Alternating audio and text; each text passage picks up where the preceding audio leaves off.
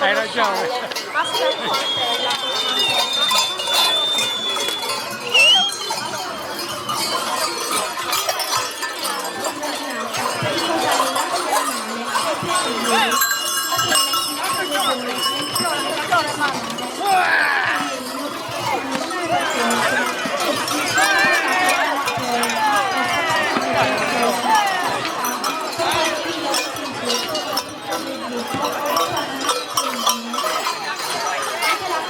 Comandata da un domatore, è una figura indecente e aggressiva. Lo stesso domatore ha problemi nel trattenerla, per cui la minaccia costantemente con un bastone.